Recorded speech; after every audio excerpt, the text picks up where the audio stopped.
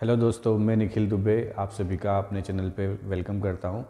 जैसा कि board exam चल रही हैं और अगला पेपर 21 तारीख को जो है एमपी बोर्ड में केमिस्ट्री का पेपर है, तो केमिस्ट्री के स्ट्रेस से बचने के लिए कुछ चैप्टर वाइज मैंने यहाँ पे क्वेश्चन निकाले और 100% आपका जो पेपर है इसी में से आने वाला है।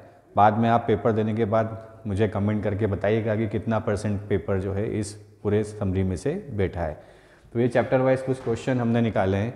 पहला चैप्टर सॉल्यूशन, जहाँ पे राउल्स लॉ काफ़ी इंपॉर्टेंट टॉपिक है। राउल्स लॉ, क्योंकि राउल्स लॉ और उससे रिलेटेड जो एप्लीकेशन है, आइडियल नॉन आइडियल सॉल्यूशन, इससे रिलेटेड क्वेश्चन एग्जाम में हमेशा आते हैं। तो राउल्स लॉ का पहला क्वेश्चन है। देन ऑस्मोसिस की डेफिनेशन, ऑस्मोटिक प्रेशर क्या होता है, इसके एडवांटेज क्या हैं। Henry's law, ideal non ideal solution, azeotropes. तो ये आप देख लीजिए क्वेश्चन।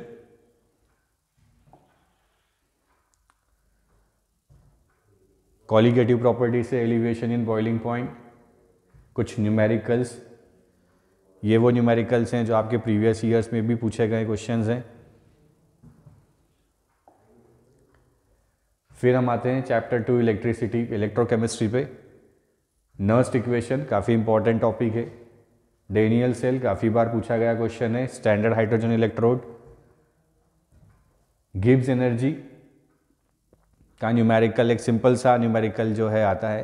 कोशिश कीजिएगा बच्चों की न्यूमेरिकल, आप जो आपकी एनसीईआरटी बुक है, आजकल एमपी बोर्ड में भी एनसीईआरटी बुक ही चली जाती है, तो उसी में से न्यूमेरिकल के आने के चांसेस सबसे ज़्यादा होते हैं। ये एक सिंपल सा नर्स्ट इक्वेशन का न्यूमेरिकल है। Electrolytic cell, Faraday law, rusting of iron, जो कि सेल सेकेंडरी सेल के बाद में हमें टॉपिक दिया हुआ है।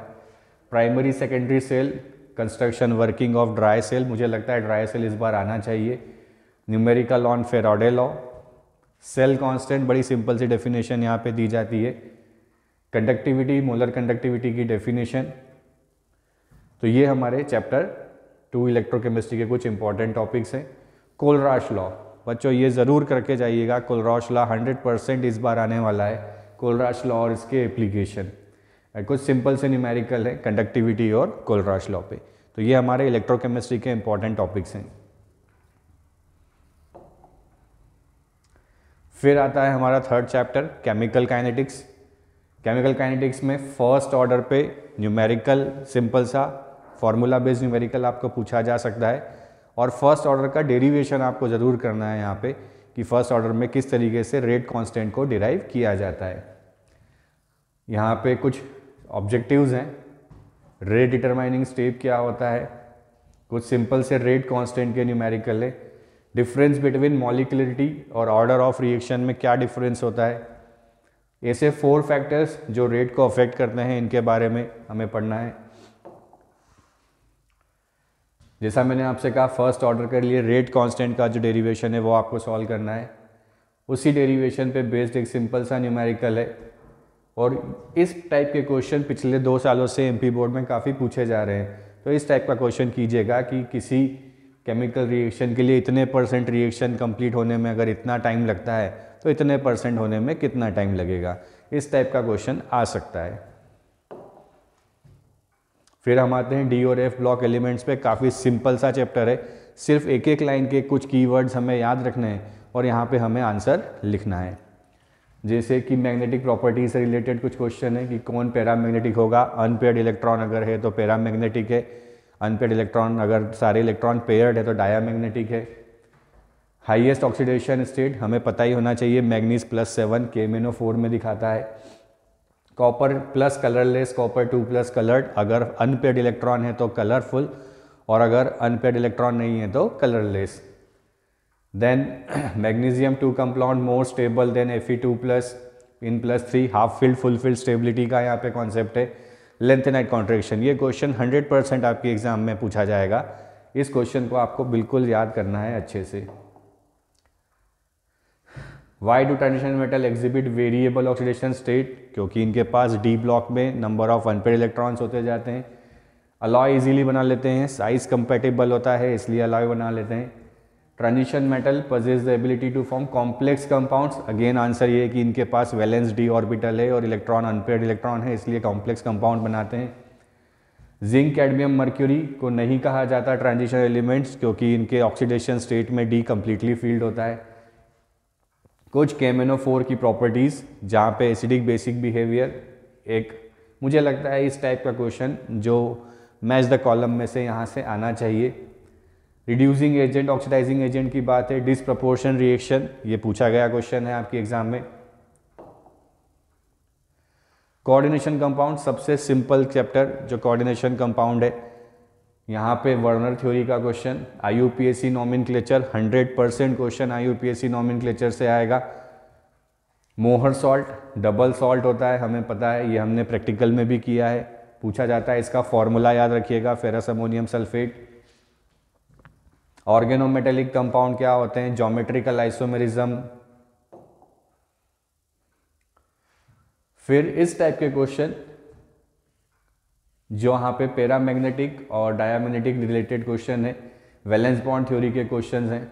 कोई कंपाउंड ग्रीन कलर का सॉल्यूशन है, कोई कलरलेस है, तो जहाँ डी ऑर्बिटल में इलेक्ट्रॉन होंगे वो ग्रीन कलर दिखाएगा डी ट्रांजिशन के कारण। और अगर सारे ऑर्बिटल में अगर इलेक्ट्रॉन कंप्लीटली फील्ड है तो डी ट्रांजिशन के कारण वो कलरलेस होगा। IUPAC नॉमेनक्लेचर आपको पढ़ना ही है।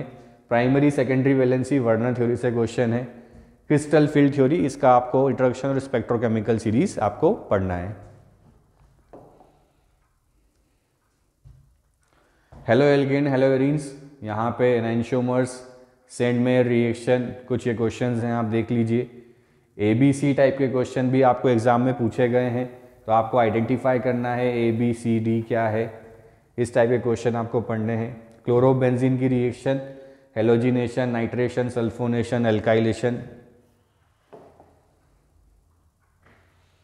न्यूक्लियोफिलिक सब्स्टिट्यूशन रिएक्शन, उसमें SN1 और SN2 मैकेनिज्म का थ्योरेटिकल पार्ट आपको पढ़ना है। SN1 3 to 1 carbon, degree carbon ज़्यादा फास्ट देते हैं, SN2 1 to 3 कार्बन देते हैं। ये कुछ रिएक्शंस जहाँ पे प्रोडक्ट प्रिडिक्शन के क्वेश्चन आ सकते हैं।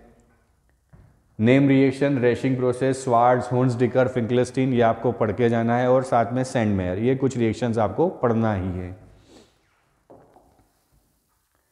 एल्कोहल, फिनॉल, ईथर, यहाँ पे कुछ क्वेश्चंस एल्कोहल के, ये रीमर, टीमन और कोल्बे, ये दो रिएक्शंस हैं जो आपको पढ़ना ही पढ़ना है। इनमें से एक 100% क्वेश्चन में आएगी।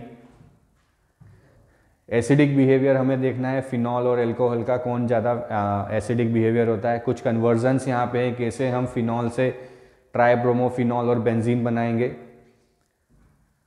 हाइड्रोबोरेशन ऑक्सीडेशन काफ़ी इंपॉर्टेंट रिएक्शन है B2H6 का। प्राइमरी, सेकेंडरी और टर्शरी एल्कोहल को किस तरीके से डिफ्रेंशिएट किया जाता है, ये हमें पढ़ना है। लुकास रिएजेंट क्या होता है, एनहाइड्रस ZnCl2 + HCl, किस तरीके से इसे एल्कोहल में डिफ्रेंशिएट करते हैं, इसको आपको याद रखना है। फिर आता है बेटा ऑर्गेनिक केमिस्ट्री में सबसे ज़्यादा वेटेज वाला चैप्टर, जिसमें सबसे ज़्यादा नेम रिएक्शन है। और आपको एक लास्ट का क्वेश्चन जो है 4 मार्क का, जो आपका लॉन्ग क्वेश्चन हैं, उनमें आपको ये क्वेश्चन यहाँ से 100% आपको मिलेगा, जिसमें कुछ प्रोडक्ट प्रिडिक्शन आपको करना है और कुछ उसमें नेम रिएक्शंस आपको देखने को मिलेगी। टॉलेंस रिएजेंट, उसके यूजेस, टॉलेंस रिएजेंट का फॉर्मूला याद रखिएगा, ये आपको फिल इन द ब्लैंक्स में भी आ सकता है। केमिकल टेस्ट, एथेनॉल और प्रोपेनॉल का, कुछ IUPAC नेम। यहाँ पे कुछ लॉजिकल क्वेश्चन है जहाँ पे हमें न्यूक्लियोफिलिक एडिशन रिएक्शन की रिएक्टिविटी के हिसाब से जमाना है क्वेश्चंस में। किस तरीके से यहाँ पे सेमी कार्बेजाइड और कार्बेजोन जो NZ रिएक्शन से रिलेटेड क्वेश्चन है वहाँ पे पूछा जा सकता है। फिर ये कुछ क्वेश्चंस हैं जहाँ पे नेम रिएक्शंस, मैंने आपसे अभी कहा, वुल्फ, किश्नर, रिटार्ड, क्लिमेंसन, कैनिजारो। प्रोडक्ट प्रिडिक्शन के कुछ क्वेश्चंस हैं जो आपको करने ही करने हैं। ये रोजेनमुंड रिएक्शन, ये फिडलक्राफ्ट रिएक्शन, जो आपको यहाँ पे याद होनी ही चाहिए।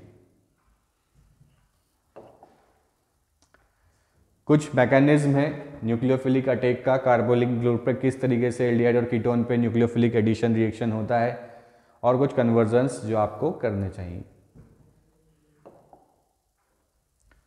अमाइंस के कुछ क्वेश्चंस है। सबसे सिंपलेस्ट जो यहाँ पे चैप्टर है वो हमारा अमाइन है। इसमें आपको हाफमैन ब्रोमाइड और कार्बिलामाइन रिएक्शन, सैंडमेयर कपलिंग, इन रिएक्शंस को करना ही करना है।